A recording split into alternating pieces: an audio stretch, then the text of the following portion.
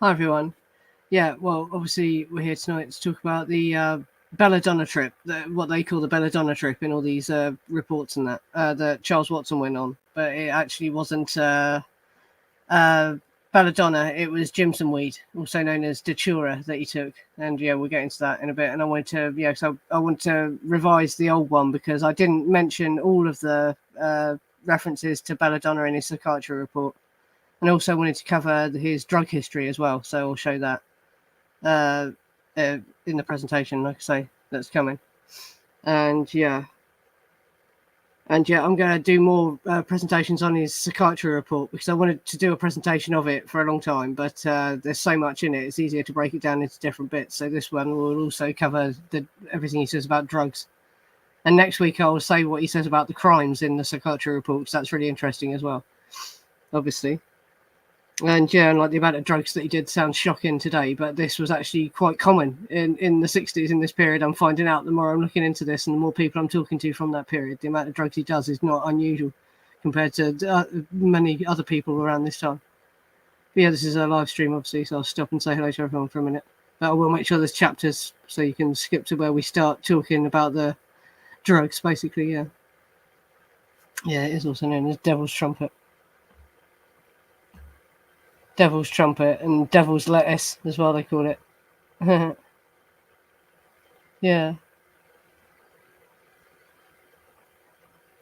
Yeah. Sorry, just get the chat for a second. Great, everyone. Got 32 people. Yeah, because I had hardly any audience for the first time I did it as well. And I was actually really ill when I did it. And so, yeah, it wasn't very good. So I wanted to recover it anyway, because it's quite significant. Because when they arrested him here for public intoxication is when they got his fingerprint, which is how they got him for Cielo Drive, basically, because they found his fingerprint on the door at Cielo Drive, didn't they? So yeah, this is relevant to the sequence of events. And also the psychiatrist blamed this because he was the only one that actually pled insanity at the time, and the doctors blamed this for it. They said that this had caused brain damage in him, basically. They mainly blame the belladonna. That's why the psychiatrist asked him to talk about belladonna so much. Yeah. I'll start reading it out. Yeah, because they're sort of shorter segments as well, so it's not so intense. Yes, and well, I need to tell you actually. I need to tell you the story because there isn't actually an official police report, but there's loads of accounts of it in various books and on various websites and that. So I'll just tell you the story now. He was actually arrested crawling down a road and saying beep beep, and he crawled through a group of school children and he got arrested for public intoxication crawling down a road. But as you'll hear when I start reading from his psychiatry report, he actually thought that it was he was in a car. He thought that they were pulling him out of a car. So he was tripping so bad he actually thought he was in the back of a car and the police pulled him out of a car, but he was actually crawling down the road saying beep beep to himself. And that was when he got arrested. And yeah, I'm also going to tell you a few things about Belladonna and Datura, because people don't seem to understand it is different to just taking something like LSD. We'll get into that now. Right, he didn't actually take Belladonna, he took Datura, also known as Jimson Weed. And you can see the two pictures here. Belladonna looks different. They're both from the nightshade family, so they're a similar plant. They have a similar effect if you take them. But Jimson Weed is much stronger than Belladonna, and it's more dangerous to take. All the nightshade family plants contain atropine, which is lethal to humans and animals in a high enough dose. And with Jimson Weed, basically, it's really hard to tell which part of the plant is the strongest, basically. So it's really easy to overdose yourself on it and die. And it does sound like he has some of the effects of atropine overdose, because he talks about going all red and his mouth feeling dry and being unable to walk. So that's like limb paralysis and that, which is all signs of atropine poisoning. So it's quite nasty stuff. Yeah, and scopolamine is derived from these plants as well, which is one of the drugs that the CIA was supposed to have been experimenting with, isn't it? Yeah. I'll put the picture back up actually for a second. Yeah. I think this has been colorized. I don't think there would have actually been a color version of it, but look at that. Yeah, you can see it's really hard to tell, but you can kind of see how big his pupils are. And yeah, he's not actually grinning; his jaw's stuck like that. That's actually what's happening there, because he's so fucked up on this belladonna when he's having it's Datura that he actually took. when he's having the picture taken. He's not actually grinning. His jaw is just stuck like that because he's so fucked up. And like so, we'll hear all about it. Yeah, but he actually took Datura, not Belladonna. And there's different types of hallucinogens. Psychedelic hallucinogens alter states of consciousness and cause distorted perception of sights, sounds, space, motion, time, objects, and sizes. They include lysergic acid, LSD, psilocybin, magic mushrooms, PCP, won't try and pronounce that one, and mescaline, which comes from peyote, obviously. And in 2010, a designer drug called 251, was nicknamed Smiles, emerged as a recreational hallucinogen with up to 16 times more potency than other psychedelics and resembling LSD, with the empathogen, emotional communion, empathy effects of ecstasy. You know, people feel like hugging each other and all that when they take ecstasy. That's the empathogen effect. And yeah, I looked into that because I thought that sounded made up, but no, that's real. A real drug that's 16 times stronger than LSD emerged in 2010. And then you get dissociative hallucinogens. They cause the user to feel disconnected from reality and self. Like psychedelics, they can also distort perceptions of sights and sounds. The most common dissociatives are ketamine, PCP, DXM, and salvia. And then there's deliriant hallucinogens. They cause deliriums, stupors, intense confusion, or confabulations, which are distorted, fabricated, or misinterpreted memories. Natural deliriants found in plants include angel trumpets, mandrake, and Jimson Weed, also known as Datura. Dramamine and Benadryl are also classified as deliriant hallucinogens. So you see, Datura is a deliriant. It's more than just a psychedelic, so it's stronger than taking something like mushrooms or LSD or mescaline. Apparently, it actually causes delirium and stupor and intense confusion, and you feel like you're in another place as well. You know, it makes you feel completely disassociated from reality. All right, this is basically him talking to this psychiatrist Kay Grosvenor Bailey, and if it doesn't say the psychiatrist's name on the slide, it's still the previous guy he was talking to, basically. Right, he says, how long has that been? The psychiatrist, yeah. When I first took Belladonna in March 1969.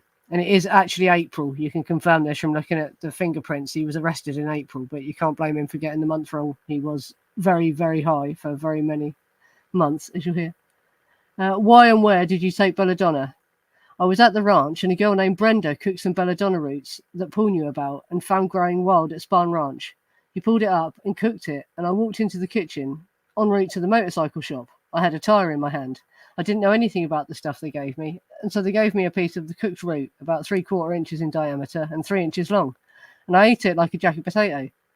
It didn't taste bad, but I was hitchhiking and nearly crawling on my knees, and my mouth was foaming cotton, and my body was sort of red, and I fell down 3 or 4 times before I got the cycle cranked up, and then I couldn't stand. The last thing I remember, I was blowing down the road in the daytime, and the next thing I remember, the police were dragging me out of some car in the valley, and I was in Van Nuys jail the next morning. So, like, he thought he was in a car. He wasn't in a car. He was crawling down the road. Says, when was this? March 1969. It wasn't. It was April.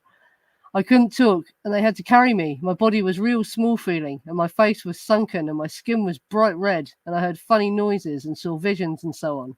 And I was blacking out off and on. 3 guys in the cell jumped on me and beat me up. They said I was very strong. They took me to the hospital to have my right eyebrow, scar there now, sewed up. So what did they say this was? He kept asking me if I was on drugs. I couldn't talk to tell him. And that's when 3 of the guys in the cell beat me up. They said I was acting crazy. They let me go the next morning. What were you taking beside Belladonna?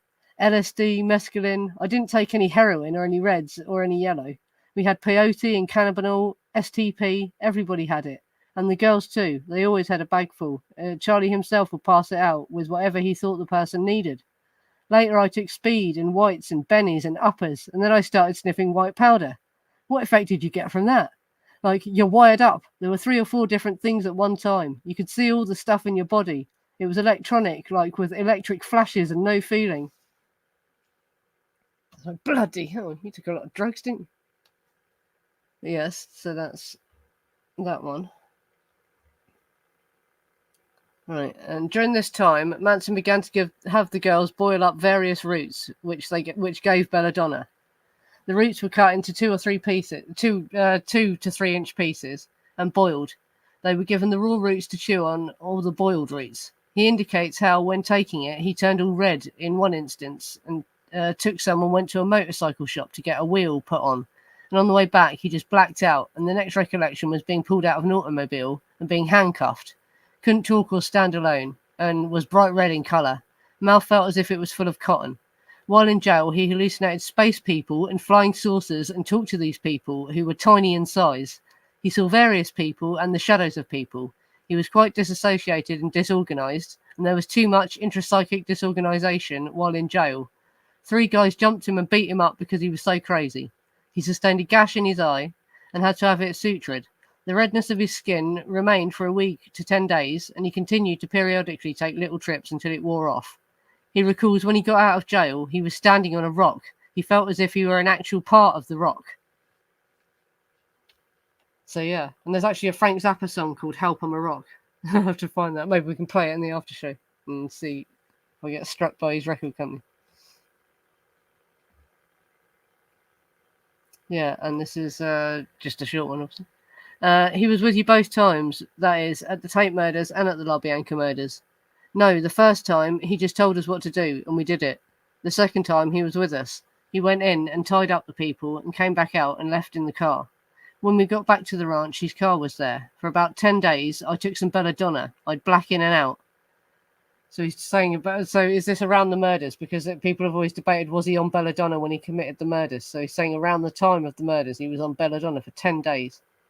So it really is possible he was taking this Datura, because they'd misidentified the plant. It wasn't Belladonna, it was Datura. But he was eating this stuff continuously for a little while. Were you in jail there? No, I've never been in jail before, except overnight in jail in the Van Nuys with this Belladonna thing. When was that? March 1969. You got over that? Well, I kept eating. Was that because they kept cooking it? That's right, and sometimes I ate it raw, probably 5 to 8 times. Did the others eat it too? I don't know what the others always did. I suppose they were eating it too. I know we took acid and mescaline and cannabinol and what sounded like psilocybin together with more drugs too. Did the others have symptoms from Belladonna?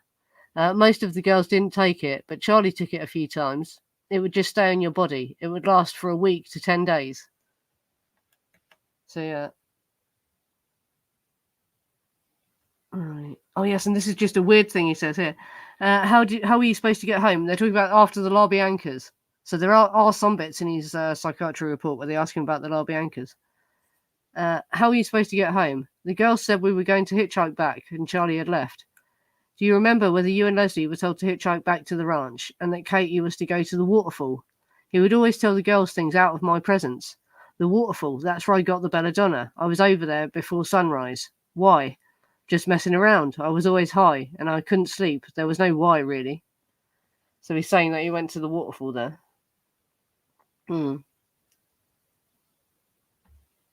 Yeah, in Poisoner in Chief, they talk about the CIA experimenting with a combination of LSD and scopolamine, which is just a coincidence, right? Yeah. And amphetamines, they were finding out about amphetamines and how violent it makes people, that, yeah. Yeah, well, people have spoken to him about it. Yeah, he does. Apparently, yeah. He's happy to talk about this, but he backs off if you start like trying to ask him anything about the crimes. Apparently, basically anything more about the crimes. Yeah. Sorry, just get the chat for a second.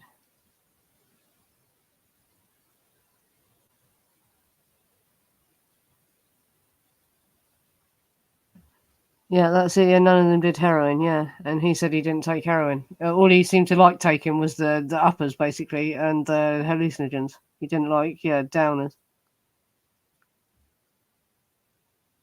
In South America, they use it to incapacitate and rob victims. Yeah, it would work, wouldn't it? Yeah, if you spike someone with this, then they're helpless, aren't they? They become sort of paralyzed. If you OD them, you can kill them, yeah, but it does incapacitate you enough, yeah, to just they could just fucking take your wallet out your pocket. And this one gets more complicated. Yeah, I'll stop for a minute and chat. Just have a break from reading stuff out. But yeah.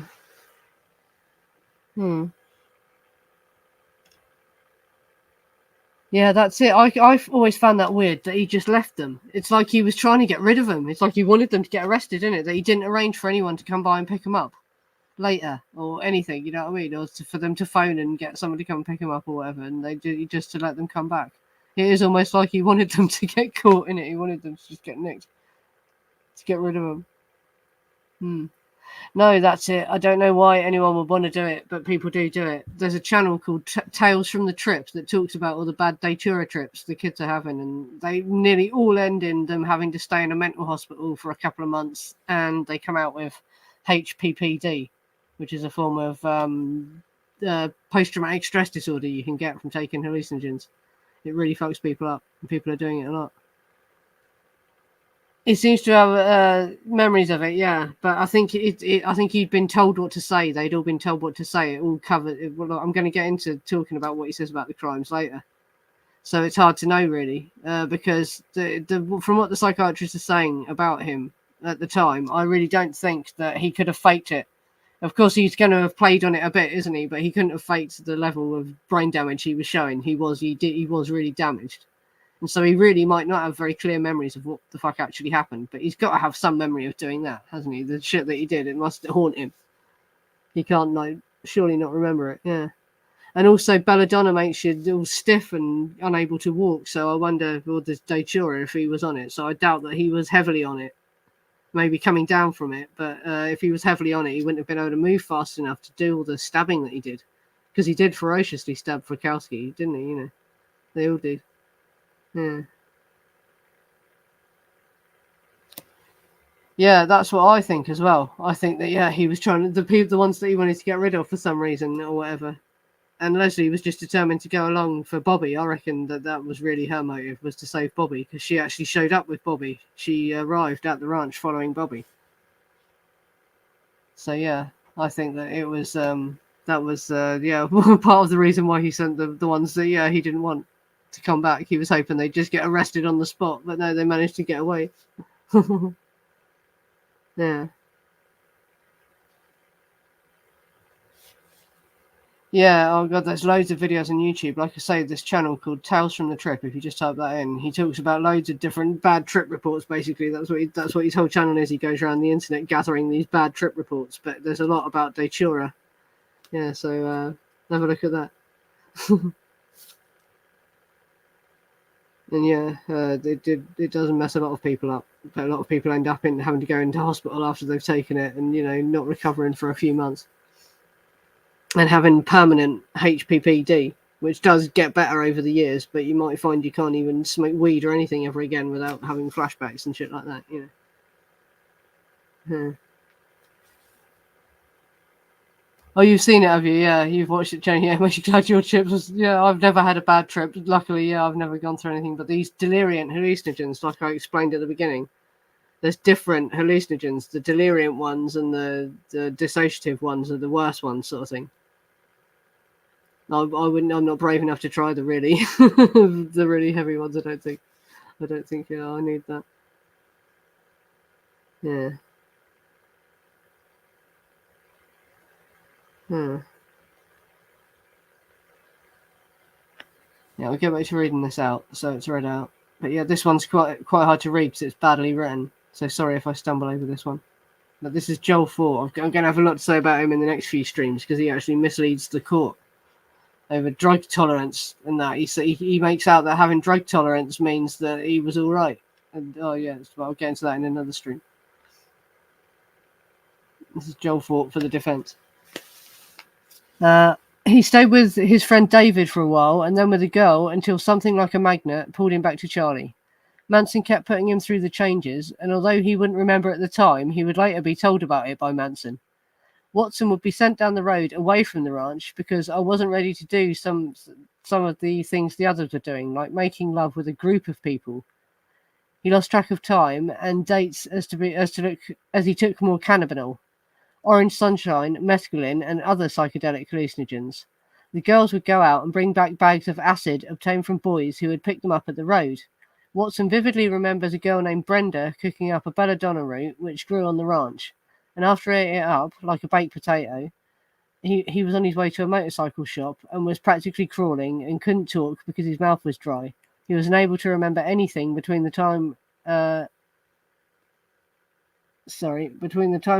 he took off on his motorcycle and the Van Nuys police were picking him out the back of a car. He saw space people, dusty images of people, and his body began glowing red and was sucked in between the bones. Despite this experience, or perhaps because of it, he took belladonna 5 to 8 more times and had hundreds of acid trips, and sometimes taking many tablets at a time. It was like one big trip between March and October 1969, with acid, belladonna, speed, peyote, grass, hash, opium, and DMT. In August of 1969, Mr. Watson was regularly taking speed, acid, and sometimes belladonna. Typically, he described sleeping all day with very little talking or communication in general going on at the ranch. Being awakened by one of the girls, there were people there he didn't even know, to eat, taking speed to get going, and blacking out for periods, and then coming awake. So yeah, like I said, that's really difficult to read. If you're watching on a computer, you can read it for yourself, yeah, because it's badly written. There's words missing. You have to insert the missing words and all shit like that. But yeah, and then he goes on to say that he was all right though, even though he'd done all these drugs. That doesn't mean that he was fucked up. It's like, no, fucking, I think he would have been pretty fucked up, mate. Right, and then we're on to his drug history, yeah. So have another break again, yeah. He never took more than one hit at a time. Yeah, that's it. Yeah.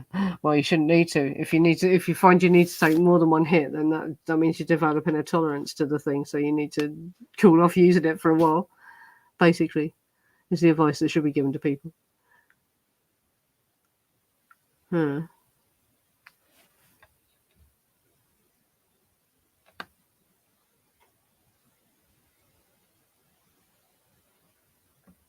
You went to a bingo hall on acid. That must have been hilarious. Yeah.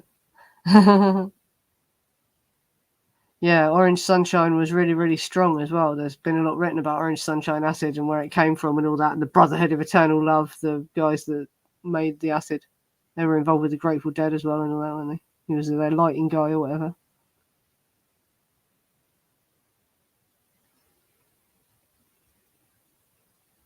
Sorry, just want to look at the chat. See what people were saying.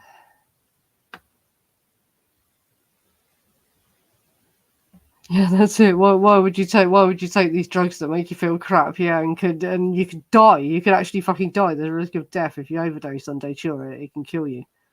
It's atropine. It's got atropine in it. And also the plant, it's really hard to tell which bit's going to be the strongest as well. It's not like other plants where like the leaves aren't as strong as the seeds or whatever. So like, yeah, you could actually mess yourself up. I also found it took me ages to find out what rosewood seeds were, but I have since found out rosewood seeds are actually Datura seeds. And also, yeah, it was interesting. He says when he first took LSD, he had a bad reaction. And when he took the rosewood seeds, he punched a hole in the door. That was read out, wasn't it? Yeah, and that was rosewood seeds. And rosewood seeds is actually Datura. Apparently, if you smoke the seeds, yeah, it gives you a trip as well. But he had a bad reaction to it. And yeah, it's like only a couple of months later, he's out stabbing people in the Hollywood Hills. So yeah, definitely a bad reaction to all these drugs that he was taking. Yeah. Your spine dissolved while you were on acid. Fucking hell. That must have been weird.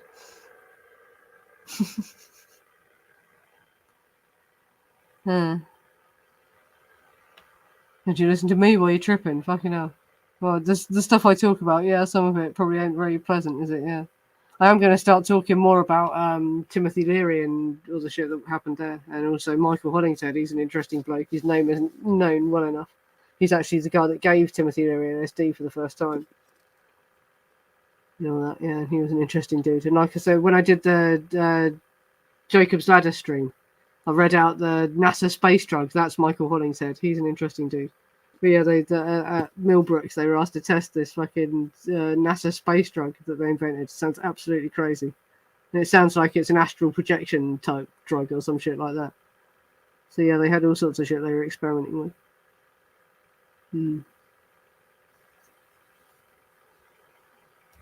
Yeah, strychnine, yeah, because a low dose of strychnine does just make you trip, but if they fuck it up, it makes you really ill, obviously, and it can potentially kill you. But yeah, strychnine is sometimes sold as acid in it, yeah. The walls were breathing and you melted onto the floor. Yeah, one of the guys in the LSD experiments at Portland Down said the radiator started breathing. Yeah, and stuff like that. Yeah.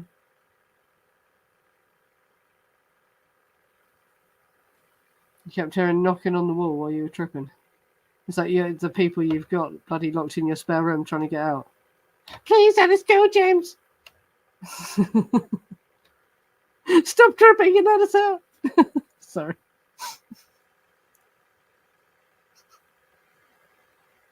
Oh, what, you went to see Close Encounters while tripping? Had a coat on and smuggled an open can of beer into the cinema in the inside breast pocket and got to my seat, forgot the can and put your coat on the... Oh, yeah, you only got 200 characters, haven't you? Yeah. Go wait for the rest of the anecdote. Arm of the seat. And the full can of beer soaked your coat. Oh, God, yeah. So that must have stank as well inside the theatre, yeah, because that would have really stood out, wouldn't it? Oh, God.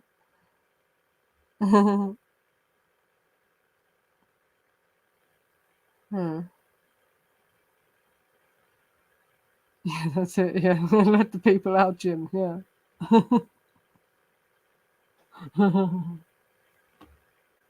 Yeah, their families are worried. Let them out. Uh-huh.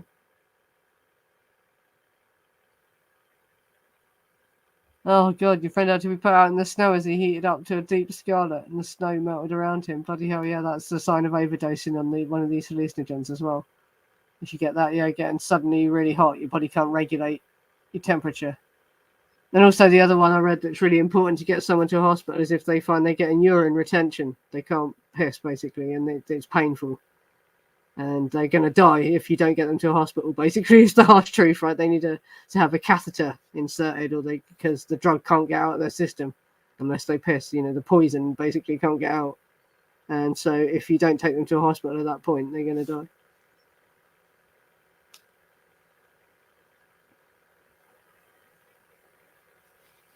Yeah, what was the next thing? Yeah, it's onto his actual his general drug history. He talks about all the drugs he took, just generally. But over the period from when he left Texas, basically, yeah, they asked him to map it all out.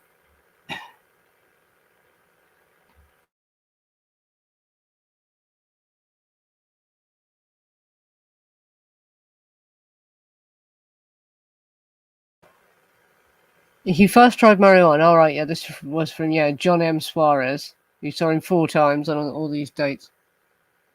And the PDF of this as well is in my Dropbox folder. If you're in my Facebook group or on the subreddit, I've got them in pinned posts. It's just a folder of all the documents I've got. This is his psychiatry report. All right, his drug history. He first tried marijuana while in Texas, and also remembers taking Dexedrine to help him stay awake while in school.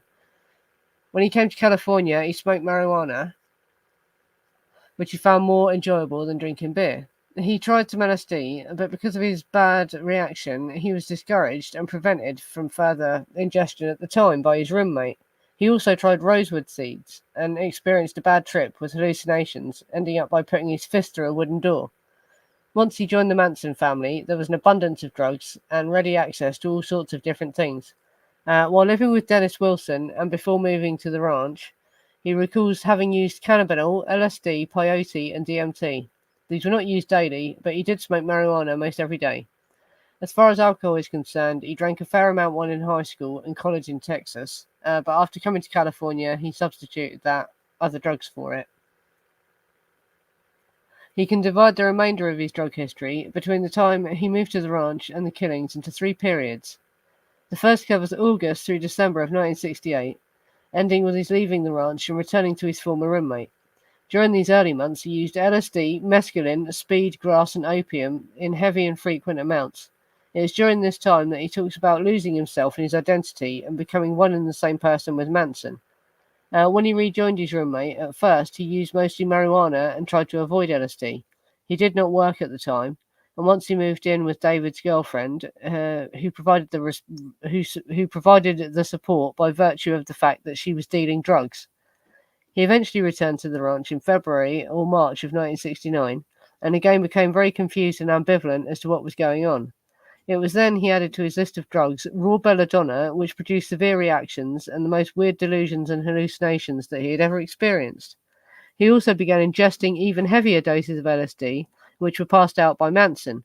By this time, he was convinced that his previous values and ideas were all wrong and that Manson's way had become the true way. The patient reports ingestion of the following drugs in the period prior to and during the killings. He took orange sunshine LSD every other day, taking one tablet of unknown strength at a time. This produced a selfless state, one of total awareness like a monkey. He described its effect as blankness and electronic state. He ingested belladonna root both boiled and raw. He did not do this very often because of its long-lasting effect. Its ingestion would be followed by his walking around and then lying totally limp, without energy, and eventually going to sleep. On awakening, either spontaneously or by others, he could not differentiate between the sexes, and had hallucinatory experiences of spaceships coming down and talking to space people in their own language, which was a high-pitched buzzing noise. He also had hallucinations in which he seemed like a little baby with the body being completely sucked in, and at other times shrunken and glowing in bright red. There was also no sense of balance or distance, and he would bump into things. He also sniffed speed, which was used to enable him to remain awake and work on the dune buggies at the ranch. He did so several times a day, and reports that this produced a state of nothingness in which everything was perfect. He recalls being very high and not really aware of how fast he was really going. He also smoked grass and hash every day, but its effects were hard to assess on top of all the other drugs. Probably what they did most was to accentuate the effects of all the other drugs. He also ingested mescaline occasionally when brought by visitors, and remembers visual hallucinatory phenomena as a result. So yeah, so that's like his entire drug history. So he didn't only take drugs at the ranch; he took them with his roommate Dennis, and Dennis discouraged him from doing more LSD because he had more. Not Dennis, sorry, David. David, yeah, Dennis. I'm thinking of Dennis Wilson. No, David discouraged him from doing LSD because he had a bad reaction to it. Basically.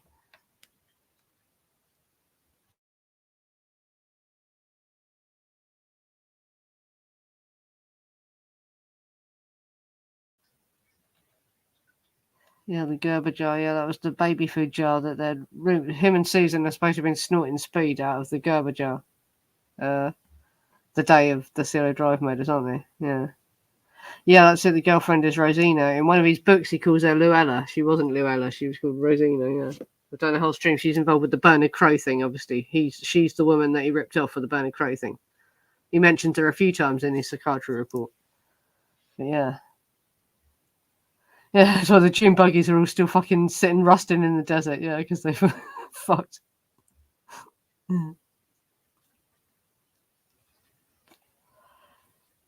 Yeah, Steve McQueen. Oh, sorry. Steve McQueen also used to deal in peyote. I've heard, yeah, Peter Sellers was involved in hash smuggling as well, I've heard. And yeah, there's a weird, they found the Texas roommate from Texas when he was in college in Texas was nicked for smuggling peyote. He was driving a truckload of peyote and he got arrested. So he was associated with peyote and shit like that while he was still in Texas even, yeah. Yeah. Yeah, that impressed with LSD, yeah. I took it, I had a nice experience with it, yeah, but I didn't really need the spiritual awakening, sort of thing, you know, so it was just a pleasant experience, sort of thing, yeah, for me. Oh, you've only taken speed twice, and that was against your will then, you were drugged, oh god, yeah, that must be unpleasant then, yeah, because that lasts for hours, obviously speed. And the effects are impossible to ignore as well, yeah, you can't stop moving, and your jaw, yeah, start bloody grinding your teeth and shit like that, don't you? It's terrible, yeah. Total awareness like a monkey. Yeah, he uses that phrase a lot. Next week, like I say, I'll get onto what he says about the killings. He says like a monkey quite a bit. That was how he felt when they're asking him how he felt as he was doing it and all that sort of thing. Yeah. Yeah, shrooms are nicer. Yeah, I've done them, and yeah, it is nicer than LSD because it's organic, obviously. Yeah, and speed can give you psychosis if you use it for too long in a row and all that sort of shit, and it's just generally bad for you. It's not a good drug to be taken, and it can cause, if you have a violent nature, it can make it worse and that sort of thing as well, yeah. Yeah. Who'd taken it once, yeah, hated it, yeah. Well, it was like, because my generation, when I was a teenager, it was raving and clubbing that we did, so it was like ecstasy and speed were quite heavily used. There weren't so many psychedelics where I lived anyway, but I think if you were in the cities, you could get psychedelics easier. But yeah, by the time I was a teenager, they called them pills. They didn't even call them E's because they couldn't be sure that it was MDA. But it would be something good. It would be a combination of speed and some hallucinogen or whatever. So it would be a pleasant experience, hopefully. Oh no, you just smoke latex. Oh yeah, great.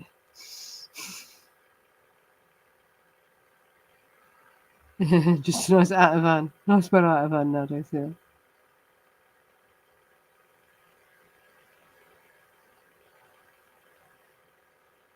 Yeah, it's happening a lot. Like I say, look up that channel and there's like whole Reddits about this sort of thing, and bad trip reports and that. The kids in your town are doing the Jimson Weed and ending up in the hospital as well, yeah. It's disturbing stuff. And yeah, I don't know if a lot of people know that that's what one of the Manson murderers did as well. The worst one as well, isn't he? Yeah, sorry, I'm moving with the slides for a second. What were you taking besides belladonna? LSD and mescaline. I didn't take any heroin or any reds or any yellows. We had peyote and cannabinol, STP. Everybody had it, and the girls too. And they always had a bag full. And Charlie himself would pass it out with whatever he thought the person needed. Later, I took speed and whites and bennies and uppers, and then I started sniffing white powder. What effect did you get from that? Like you were wired up. There were 3 or 4 different things at one time. You could see all the stuff in your body. It was all electric, like with electric flashes and no feeling. You could actually include that on the first page, didn't I? Sorry. Yeah. Hear that again. Oh, and that is the last slide. Right, yeah, so that was all I was going to read out now. And we have been going 41 minutes, so that's quite a good length. So yeah, we can just discuss it now. But yeah, I didn't realise I hadn't read out that's in his full drug history. He did these rosewood seeds, and rosewood seeds are Datura, basically. It's making the seeds get you. Well, I should have. Well, fucking everyone knows how dangerous it is. I do not recommend it. But yeah, apparently smoking the seeds will give you the trip, but you do not want that trip. It sounds awful. Yeah. I would recommend it. Yeah, newspaper articles going back to the 90s about it. Yeah, well, it's obviously happened all throughout history, hasn't it? Yeah, it was going on in the 60s. I'm amazed that he wasn't hospitalised when they took him to the hospital, but they must have just dismissed his symptoms. But he was all red, apparently, so they should have known he had atropine poisoning. And if he had been hospitalised, the bloody Manson murders might not have happened. Think about it as well. That's crazy. But yeah, they just dismissed him. They just let him go the next morning. That in itself is suspicious as well for the people that believe in the CIA stuff and that there was interference, that they knew, yeah, that how fucked up he was, and they still just let him go. It seems odd, doesn't it? Yeah, because people did get hospitalised for what was wrong with him, even then, I'm sure. So I'm shocked that they just sewed his eyebrow up and let him go when they saw the symptoms he was having. They should have known that this was, something heavier than just acid or drinking or whatever. But they seem to have just treated him like it was just any public intoxication. They just dismissed it and threw him in a cage with other blokes who beat him up because he was acting crazy. Yeah. Yeah, that's it. They've never talked about coke. Well, there's an interview with Susan, isn't there, where she gets confused. She says, "I don't know if it was coke or speed." It's been confirmed that it was speed they were doing, but she obviously had contact with people that were doing coke, didn't she? Because she mentioned coke. She couldn't remember if it was coke. But that's the only mention of coke. There's an interview with Susan Atkins when she's in prison, and she says, "I can't remember if it was speed or coke." And you mentioned several times the girls used to go down to men at the road. They'd walk down to the road and pick it up in bags. So the speed and the LSD and that. Whenever they ask him where it comes from, that's all he said. He said the girls used to go down to the road and pick it up from guys in cars.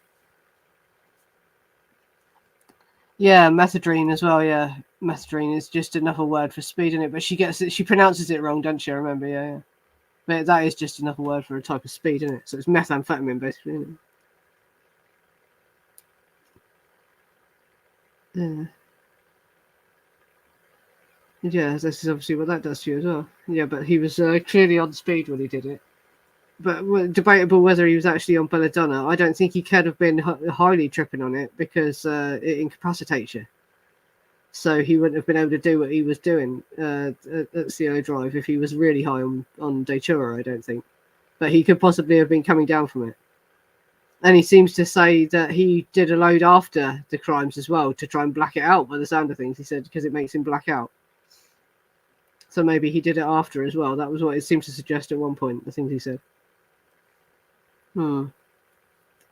And also another interesting thing that I heard, I don't know, is that you, Paul Hart, on Facebook? I can't see who it is, but Paul Hart has posted this in the comments, so it must be public knowledge, that Jolly West, apparently, he spoke to a colleague of Jolly West, and Jolly West apparently knew that it was Jimson Weed as well.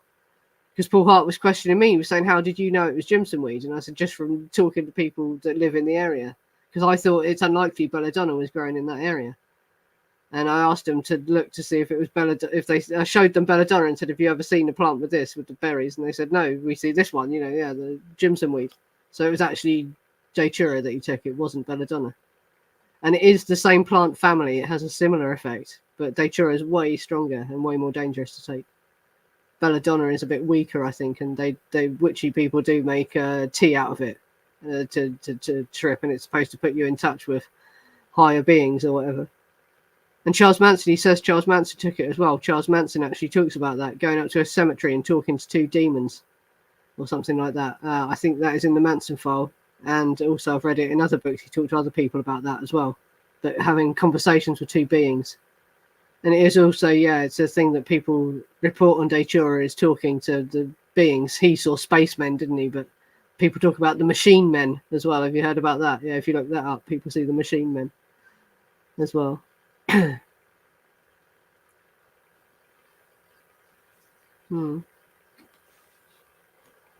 Yeah. Blood coke was so expensive. Yeah, couldn't afford to be a cocaine addict. Yeah, couldn't afford to buy enough coke to abuse it. Because to abuse coke, you have to find that you don't get high off just one line. You have to snort two lines. But yeah, unless you're fucking rich, you can't afford to buy enough coke to get addicted to it, can you? Yeah, that's a brilliant quote from Robin Williams as well. Cocaine is God's way of telling you've too much money. Yeah, and look what he did to Whitney Houston as well. That because she ended up on crack, didn't she? Which is just hyper refined cocaine. And that just destroyed her voice. It absolutely ruined her, didn't it? Yeah. And apparently her voice was beyond repair. They were saying no vocal coach could have brought her voice back. The only way she could have come back would be with a much deeper voice, a very different sounding voice. And that's probably why she died, because she was worth more to her record company that way. Because she couldn't perform anymore. Because she didn't actually write her own songs, did she? She just performed songs and only earned money if she could tour, really. So she couldn't sing anymore.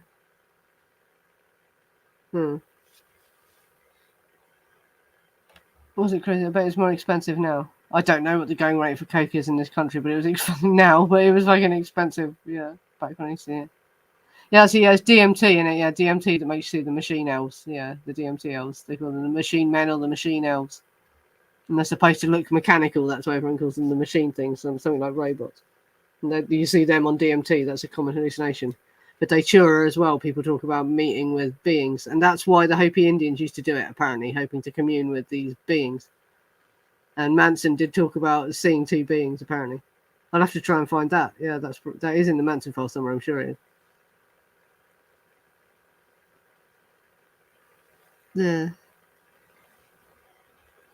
Yeah, I didn't know about that. I've read this. A TV program about Robin Williams a while back. At the time he told himself he had depression and Parkinson's, which he knew about. But also in the postmortem. Can wait for him to type it. Yeah, but I didn't know he had Parkinson's disease as well. I'm not don't want to say I was glad to hear that, but I also thought it was tragic that it was just out of depression that he did it. But I can understand not wanting to deteriorate with Parkinson's disease is another reason. It's still tragic he killed himself, because you can live with Parkinson's disease for a long time, It's sad. But it gives another reason it wasn't just out of depression that he did it. And there was some rumour that it might have been autoerotic asphyxiation. And it went wrong or something, wasn't it? But I don't think that's true. But he made a film about that where he was the father of a kid that had done that, and he pulled up his pants and pretended he committed suicide and became famous as the father of a child that committed suicide or something. And people said that was weird, and that actually he died in an autoerotic asphyxiation accident. That was a conspiracy theory, wasn't it? But no, I don't think it was true.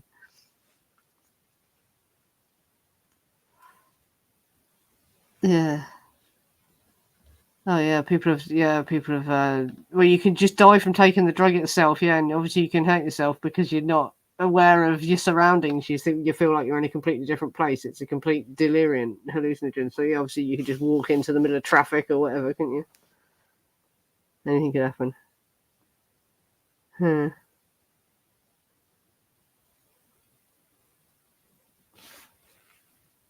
All right. But they also found he had a rare undiagnosed condition, forget the name, which used to cause him to totally zone out, and this was a big factor in his suicide. So that was getting worse as well, and having that along with Parkinson's, I suppose. Yeah, I hadn't heard about that one either. Yeah, yeah. Well, no, she was already doing cocaine because she was. It's from Bobby Brown's book, but there was a documentary shown in the UK. I don't know if it's made it online, called 10 Things That Killed Whitney Houston, and it reveals all kinds of crazy stuff that I never heard. She and her brother were sexually abused by a woman when they were children, basically, and her mother never. Cause it was a friend of the family who the mother never would have accepted had done it. And also, Whitney Houston's mother was really heavily Christian, as everyone knows. She was a gospel singer, and she was Elvis's backing singer in that. She comes from a very rich line of gospel singers and that. And her mother was obviously very religious, and Whitney Houston was actually bisexual. There was a personal assistant that was always with her, and Bobby Brown confirmed she was in a relationship with that woman. But her mother never could have accepted that, so she had to cover up the fact she was bisexual from her mother. And all these things are what messed her up. So the fact she'd been sexually abused, and she couldn't admit she was bisexual because her mother would have disowned her and shit like that. And also, they reckon the other problem with her was her management were all her family and close friends. And so, like, no one wanted to, like, have an intervention or be tough with her. So she was just allowed to get away with it for years, being on drugs. And her voice was starting to fail for years, but she found ways to work around it. But then she just fucking totally destroyed her voice, smoking crack, basically. And yeah, so apparently she would never get her voice back to the level it was. She would have to have come back with a much deeper voice. Would have sounded totally different. Yeah, but that was shocking. Yeah, because I never knew that about her as well. All the abuse she suffered. Yeah, that's it. All her family just enabled it, and a similar thing was going on with Michael Jackson. Well, his actual family did try and intervene, I think, but there was a lot of people around Michael Jackson just enabling his drug use. Hmm.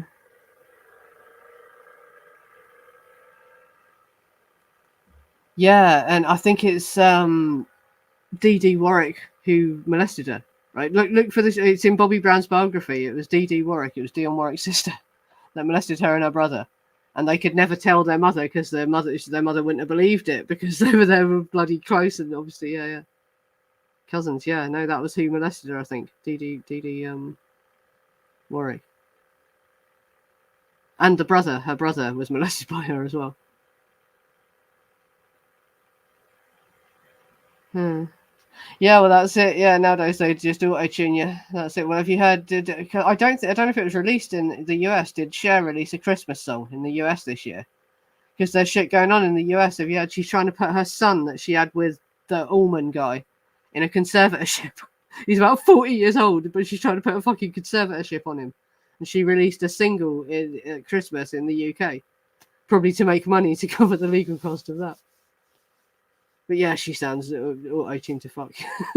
Basically, yeah. Yeah. But yeah, was that released in America? Did you hear that? I can't remember what it was fucking called, but it was catchy, yeah, very earwormy song. But a Christmas song, yeah. She released it in England this year. Last year, should I say.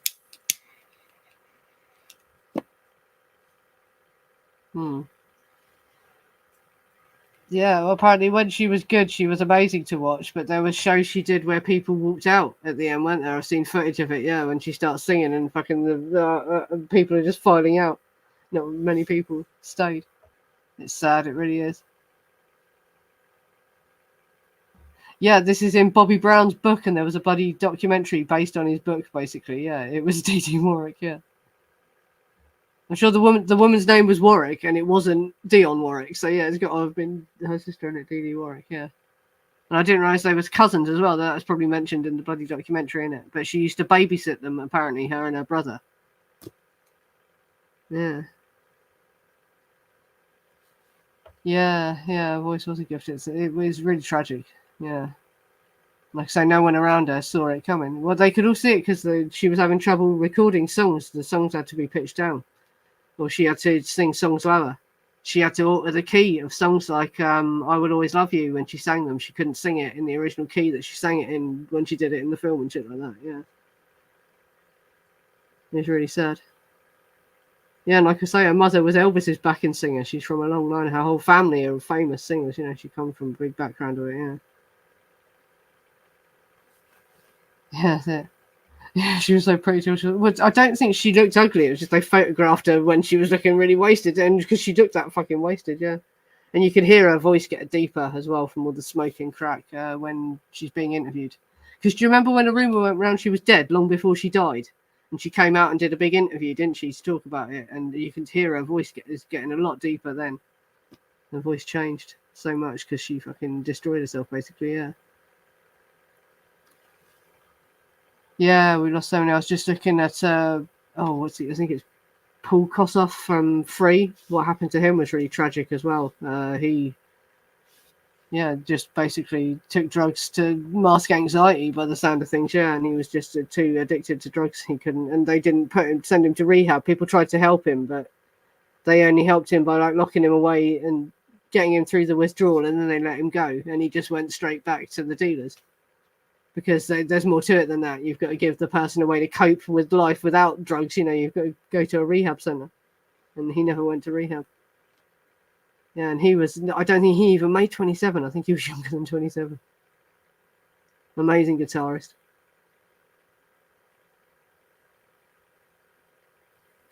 Oh, yeah. The 2018 documentary film Whitney included allegations that Warwick had sexually molested Whitney Houston and her brother Gary when Dionne was at a young age, and Gary was around 8 years old. Dionne! No, this other documentary said it was the other one, the sister, Dee Warwick. But there's the documentary film Whitney. This one was called 10 Things That Killed Whitney Houston. That was on Wikipedia, yeah. No, I'm sure in the book, Bobby Brown says it was Dee Warwick, not Dionne Warwick. But yeah, and that's one of the things that messed her up, basically. That's one of the reasons she was using drugs. And she was quite a shy woman, obviously. And when you're in the music industry like that, it's not only about standing on stage, you've also got to then go to parties and talk with people and be a social butterfly. And if you can't do that, then the record companies are going to go, oh, well, she can't do the promotion, you know, they won't use you.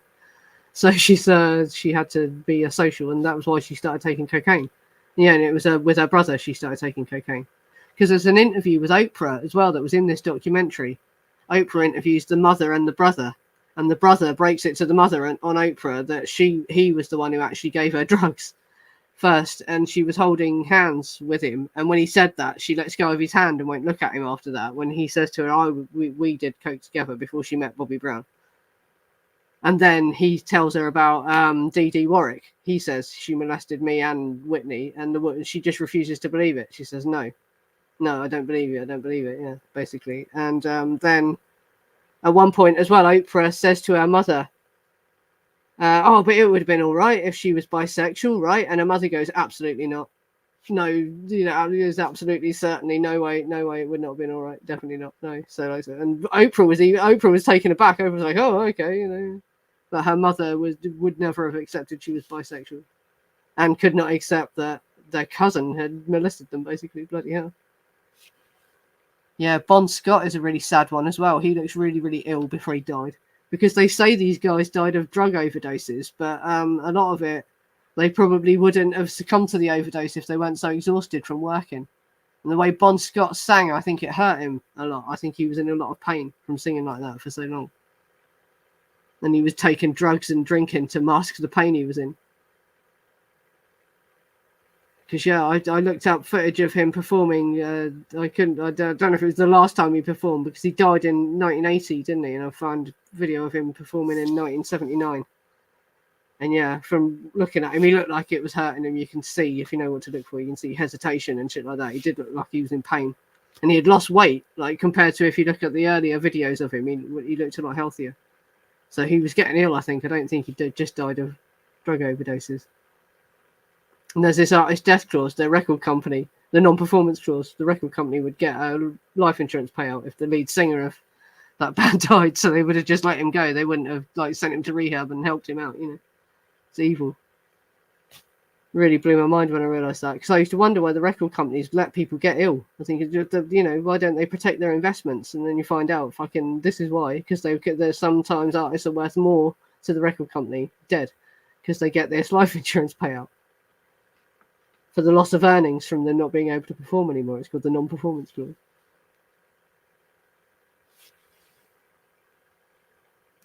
Yeah, it was Keith Richards' apartment that Cass Elliot died in, yeah, as well. And I don't know if he died in the same apartment. I think he did. I think that's true. Yeah, and he overdosed on his own medication.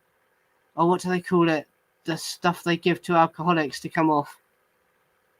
I think it might be haloperidol. They call it haloperidol.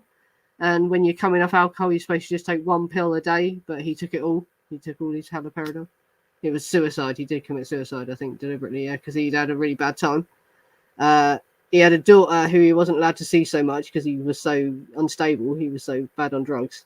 And also he had a chauffeur who was like his rocks, this chauffeur that drove him for years, drove him everywhere. And he died in a freak accident. There was apparently, he was sat in the back of this car with a guy called Legs Larry Smith, who was in the Bonzo Dog Band. And there was women climbing all over the bonnet of the car trying to get to Keith Moon. And the chauffeur got out the car and was trying to pull these women off, but he can't have put the handbrake on. And the car rolled forward, and he somehow got crushed under the car. The chauffeur ended up falling under the car and died. And that was like Keith Moon's big, like, emotional support animal guy that used to take him everywhere. And so after he died, I don't think he could cope, and that was why he committed suicide. Yeah. It was Harry Nilsson's apartment. No, I've read in her biography, it says it was Keith Moon's flat, because one of Keith Moon's staff has to walk into the bedroom to get one of his outfits out and not look at the bed, and he just didn't look at her, didn't see she was dead. No, it was definitely Keith Moon's flat, because she was only staying temporarily, wasn't she? So he'd let her use his flat, I think, yeah. And she had been to a party hosted for her by the Rolling Stones, I think, as well, hadn't she? Yeah. Hmm.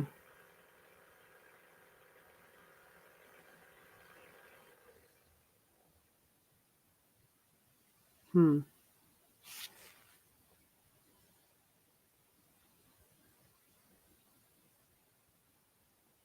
Yeah, him and Oliver Reed. But we romanticised these guys too much, really. We shouldn't have, because it was tragic, really, what was happening to them. Well, Oliver Reed lived quite a long life. He wasn't that young when he died, was he? But he would have obviously lived longer if he hadn't drunk like that. And Keith Moon, it's tragic, isn't it? He committed suicide in the end. And it's amazing Keith Richards has survived as long as he has, but he's had a lot of medical intervention, I think. And obviously must have stopped abusing drugs quite so heavily because it was fucking killing him.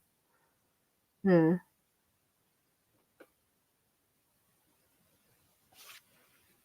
Yeah, I don't know if I've read it. I probably haven't, no. Keith Moon's biography, dear boy, yeah. Yeah, and he hung around with Vivian Stanchel as well. There's some funny stories about Keith Moon and Vivian Stanchel running around, the antics they used to pull. They used to just do weird stuff just to freak people out. Like apparently Vivian Stanchel would dress up as a priest and walk down the road looking all pious, and just walk down the road. And Keith Moon would pull up next to him in a car and jump out and just start beating the shit out of him, or pretending to beat the crap out of him, just to see how people would react. Just like the vicar, like he's just dressed as a vicar walking down the road, doing no harm to anyone, and he just jumps out and starts beating him up. Yeah. Yeah. No, he didn't actually run him over. They were sat in the back. But the guy must have not put the handbrake on, and the car somehow rolled forward. It was a freak accident because he was stuck in the back because there was women trying to get to him, and there was women on the bonnet, and they couldn't drive away until he got the women off the bonnet. And so he must have just jumped out quickly, probably had the engine running and that, to pull the women off, but somehow the car rolled forward and crushed him, yeah. Yeah, because I saw Legs Larry Smith talking about it. He was interviewed about it, yeah. Legs Larry Smith was in the car with him. Yeah. Yeah, that's it. He said he survived because he could afford the best pharmaceutical cocaine and heroin and didn't have to deal with the street junk. At some points he did, according to some fucking sources. But yeah, he probably did have the best drugs, yeah. And he probably had the kit to be injected with if you overdose as well. You have to remember, because he could afford anything, couldn't he? I reckon a few times. He just didn't do it alone and made sure there was someone there who was conscious to fucking inject him with the shit if he overdosed. Hmm.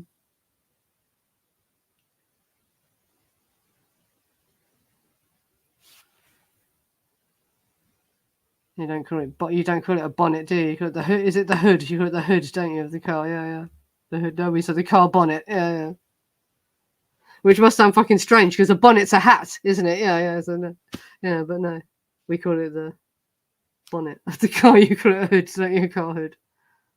Well, I've been going for over an hour now, and we've totally gone off track talking about different shit anyway, haven't we? So yeah, I'll end this one now, and I'll come back and I'll do an after show. Yeah, but next week I will probably talk about his psychiatry report more. I'll talk about what he actually said about the murders. Yeah. Hmm. Oh, right. Oh, so yeah, no. So it was Keith Moon was renting it from Harry Nilsson. So it was Harry Nilsson's flat, yeah. But it was also Keith Moon's because he was the tenant. Yeah. Ah. Right. Yeah, but Keith Moon was renting it when she died because it says in her biography. I've done a whole stream about her death and all the drugs she did and shit like that. Her health and all the health problems that she had that led to her death. Because there's always been a conspiracy she was murdered because of what she knew about the Manson murders, but I don't think they needed to murder her, sadly. I think she just had enough health problems, and doing that 5-day shows that she did was just enough to finish her off, basically. Poor cow. Yeah, Spanish Tony is the dude that's written the. I'm going to do presentations about the Rolling Stones as well. Eventually, I've just got to read all the books, so I've got all the sources. It is coming. But yeah, Spanish Tony's book is quite interesting. Yeah. Anyway, I'll end this now, and I'll come back in a minute and do an after show. Next week, I'll be talking about Texas Psychiatry Report again, and I'll show you what he actually said to the psychiatrists about the murders. Excellent, right.